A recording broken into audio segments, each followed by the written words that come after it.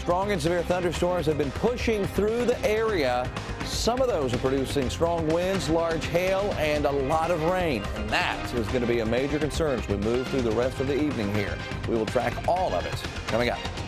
She knew how to live. Everybody who she knew from all walks of life, she treated as a friend. Friends remember a Morehead State University graduate killed in a crash overnight. Neighbors say man's best friend alerted them to a fire in Estill County. We'll take a look at the damage.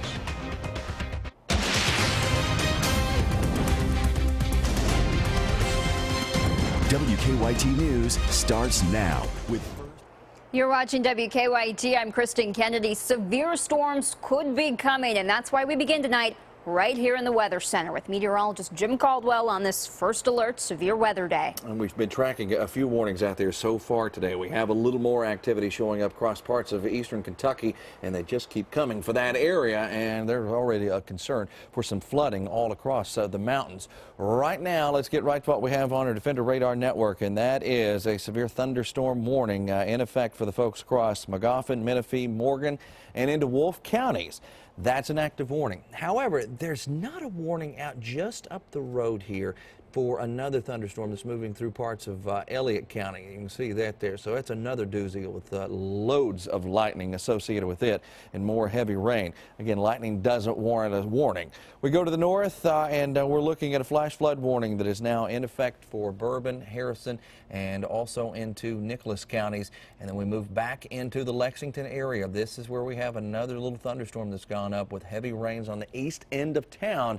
And that's going to keep coming for a little while longer before we wrap everything up here in the next few hours. Now, coming up in the full forecast, I'm going to break down all of the action that we have going on, from severe thunderstorm watch to a flash flood watch that's in place in the mountains. I'll have it all coming up in just a few minutes, Kristen. Jim, we are getting several reports of hail and trees down on roads in central Kentucky. We have this picture of a limb down on Beaumont Road near Nicholasville. Another viewer in Nicholasville sent us this photo of hail piling up in her backyard. All of the rain is causing some major flooding in eastern Kentucky. In the last 24 hours, several areas have seen at least 3 or more inches of rain accumulate. Many creeks and streams have swelled, flooding roads. A man in Breathitt County says he can't even leave his home because water is surrounding it. The creek raised up to road level about 6 to 8 feet. I mean, it just raised right on up. Right now, emergency crews say there are no reported injuries due to flooding. You can track the latest forecast, radar, and weather headlines on WKYT.com and on the WKYT News app. You can download it for free in the app or Google Play stores. Morehead police are trying to figure out what caused a crash that killed a recent Morehead State University graduate. 23-year-old Sarah Cottle was driving on Kentucky 32 when her car crashed into another. Friends told WKYT's Hillary Thornton she was in Morehead for an event very close to her heart. Cottle's friends say the recent grad was back here in Morehead for the annual Morehead State University Gala, an event they say was very special to her as a student. It was an event she was attending for the first time as an alum. I opened the show last night and she came in right as soon as I started singing and sat front row. I remember I pointed right at her and I wanted to say, "What are you doing here?" Because she didn't tell anybody she was coming. Haley Clay sang alongside of Cottle during her time at Morehead State, like in this picture from last year's gala. We sang together in every ensemble that this school has. Concert choir, chamber singers, jazz vocal ensemble, black gospel ensemble. It was just after she left this year's gala, Cottle involved in a head-on collision on Kentucky 32 just after midnight, killing the 23-year-old who played a big role in the Morehead State community before graduating last May, traveling abroad with Clay to Ireland and Costa Rica. Cottle also involved in numerous other groups on campus, including Gamma Phi Beta sorority. Her essence for life. She knew how to live. Everybody who she knew from all walks of life, she treated as a friend. A 23-year-old leaving behind an impression on each person she met. She was here for such a short time, and not everybody got the chance to know her, but I did, so I'm thankful for that. Her friends say they know exactly what she is doing now. Singing super loud in the heavenly choir because all she did was sing everywhere she went. In Morehead, Hillary Thornton, WKYT. Investigators say the two people in the other car involved went to the hospital. We do not know how they're doing. Family members of a Mercer County teenager shot and killed in April are still looking for answers. Deputies found 17-year-old Tristan Cole shot on Deep Creek Road. They arrested a juvenile classmate for murder. And just this weekend, they arrested 2 other teenagers. WKYT's Caitlin Sentner is talking to family. It's been an emotional time for family since Tristan Cole was murdered. 2 teens were recently arrested in connection with that murder, but it's not given them the answer they want so badly. They want to know why someone would murder the 17-year-old. Zachary Lay and Megan Sims, both 18 years old, were arrested on Friday night. Both teenagers are charged with tampering with physical evidence.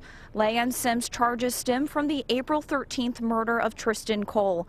Cole was 17 and a junior at Mercer County High School.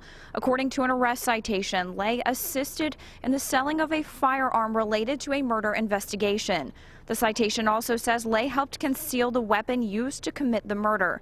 Sims is also accused of helping sell the firearm. Family says the teens were acquaintances of Cole's. We talked to some families Sunday. They didn't want to be identified, but say grieving this loss has been hard and remember the 17-year-old as being funny and smart. And I just hope and pray that a lot of these kids see what's happening, what's going on, and maybe take heed. You know, it's not a game out here. It's not like a video game. There's no reset on real life. You know, on those games, there's just so much violence. And out here in the real world, it's not like that. It shouldn't be like that. Now, we reached out to Zachary Lay at the Boyle County Detention Center. He declined to comment. He's behind bars on a $10,000 cash-only bond. In Mercer County, Caitlin Sentner, WKYT. Lay is still in jail, but we're told that Sims bonded out of the Boyle County Detention Center last night. A woman shot several times in Clay County late Friday night has died. The Fayette County coroner says 35-year-old Alicia Ty died this morning at UK Hospital.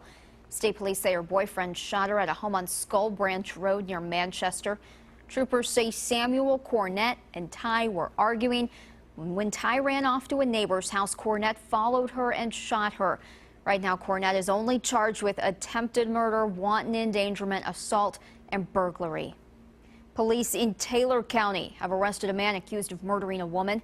Campbellsville police say 25-year-old William Calhoun shot 2 women at a home on Catawata Circle. 21-year-old Brianna Washington died. 25-year-old Shantria Vaughn is at Taylor Regional Hospital with life-threatening injuries. Calhoun is charged with murder and assault. More charges could be filed. An Estill County family needs a new place to stay tonight.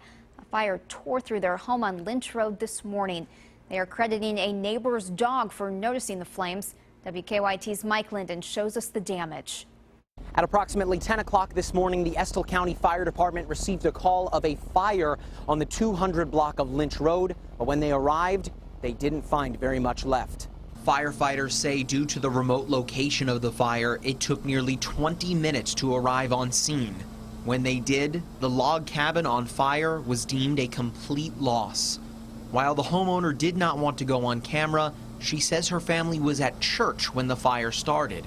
She says the family dog ran to a neighbor's house, and that's when the neighbors noticed the fire next door. By the time we got here, the structure was pretty much gone. So our major concern at that time was trying to cool it down as fast as we could to try to save any property that we could, but to try to keep it from going up into the woods. Firefighters want to emphasize that even with wet conditions and a wet ground, that they're concerned about the winds, because it's the winds that can be the most dangerous, that can pick up a fire and spread it for miles. In Estill County, Mike Linden, WKYT. Crews are still trying to figure out what started that fire. Still to come on WKYT, bourbon lovers line up for a bottle featuring a Triple Crown winner.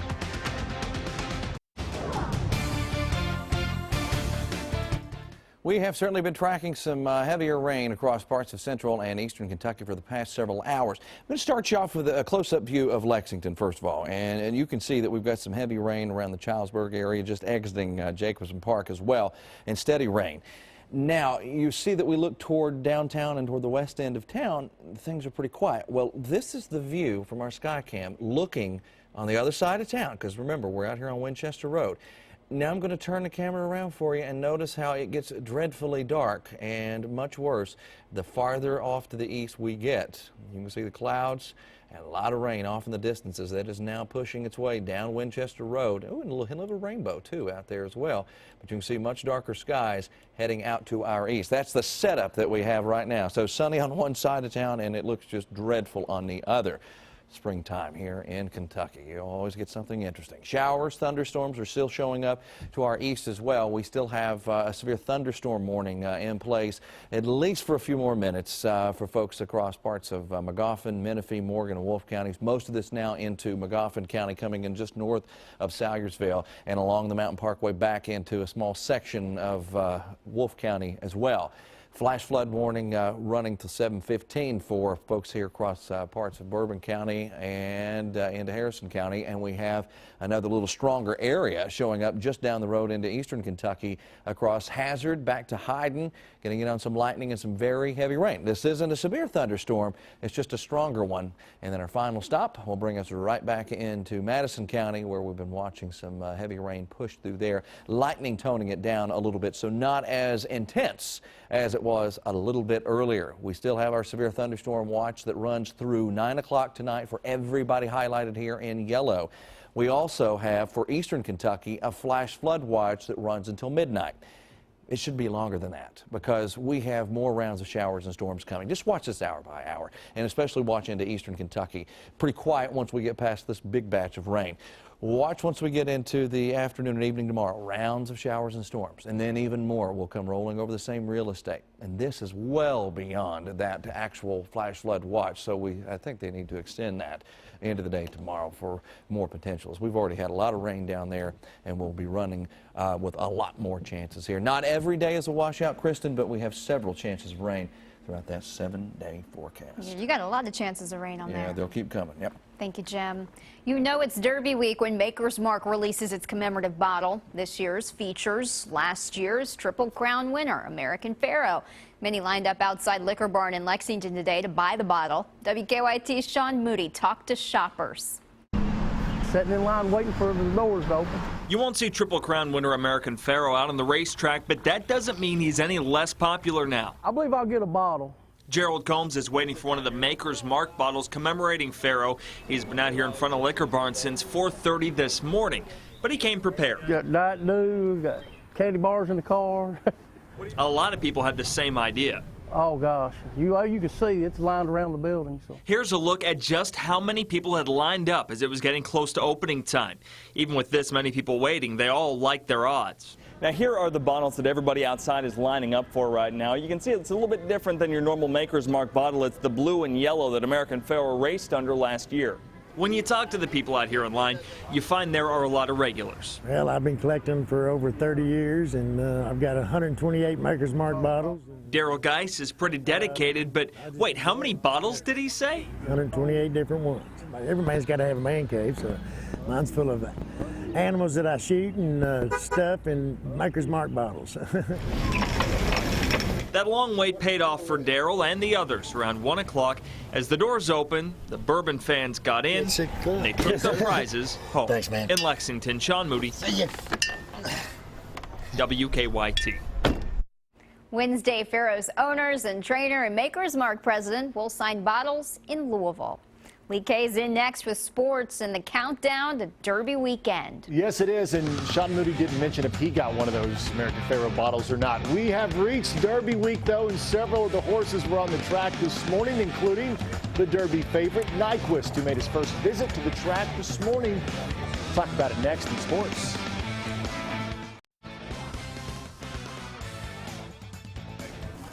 The Derby favorite Nyquist got his first look at the Churchill Downs track this morning, jogging once around the oval.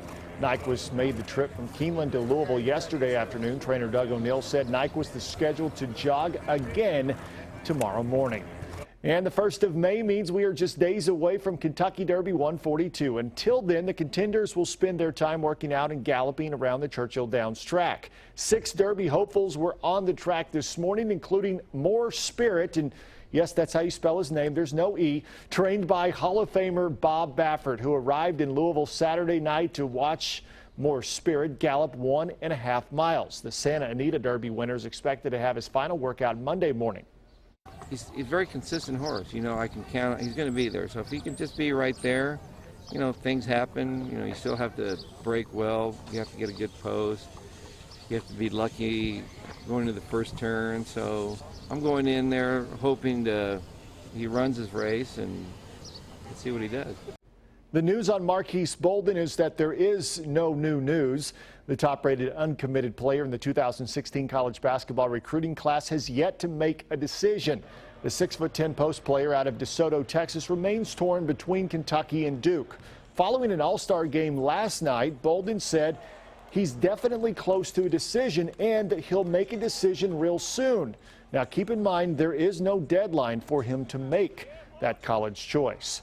On Saturday, Josh Forrest became the 4th Kentucky linebacker drafted in the past 5 years when the Rams selected him in the 6th round, 190th overall. With the 190th pick in the 2016 NFL Draft, the Los Angeles Rams select Josh Forrest, linebacker, Kentucky. How about that for an introduction? The Paducah Tillman product didn't even start playing football until his junior year of high school. He arrived at UK as a 205-pound wide receiver, but added some weight and switched over the defensive side of the ball, and that paid off. And it's what the Rams like about his potential. He was basketball wide receiver in high school. Kentucky signs him as an athlete, probably starts as a safety, ends up at linebacker, plays fast. Didn't run as fast at the combine, but has this tenacity to him when he'll go up and hit you for a former basketball player. So still a little raw that we got to get to be a linebacker. And now, Forrest was the only UK player drafted, but several others have agreed to undrafted free agent contracts. We told you about a few of them yesterday. The newest are the 3 highlighted in yellow there.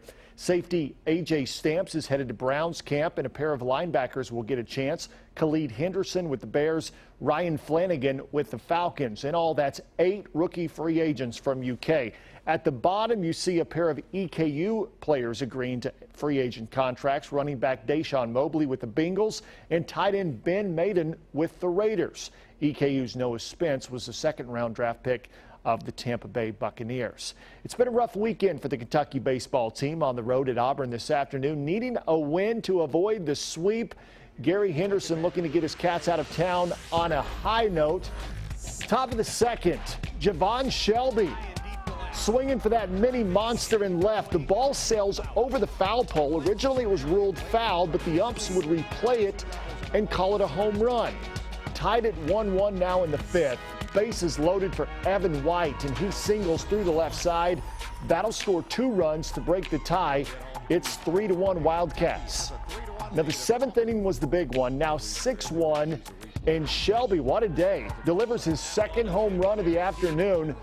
This one did not require replay. Another big day for Shelby, and Kentucky holds off a late Auburn rally to win game number 3, 9-6. And Kristen, I know there's some Red fans out there. The Reds actually won a game on the road today. Took them 11 innings, but they beat the Pirates 6-5. And I know you mentioned Sean Moody picking up one of those commemorative bottles. Yes. It's a sore subject with him. He didn't get one. He didn't get one. He's still got some time. You know, there's other places. He at least got to hold one, we saw. He did. Didn't get to take one We'll be home. right back with a final look at weather. Tuesday night's Mega Millions jackpot is $128 million. Wednesday night's Powerball jackpot is $348 million. Is the rain let up outside? I can't hear it as well. Here in Fayette County, it's kind of moved on out and heading into more so into Clark County. The only active severe thunderstorm warning, guys, that we have is showing up across parts of Magoffin and Morgan County, and the bulk of it is really in Magoffin, right over the county seat there in Sigersville. So an intentional thunderstorm, 60-mile-per-hour winds, maybe some decent-sized hail. A concern that we have also moving forward will be flash flooding and flooding over the next several days. Hope you'll join us right back here at 11 o'clock tonight.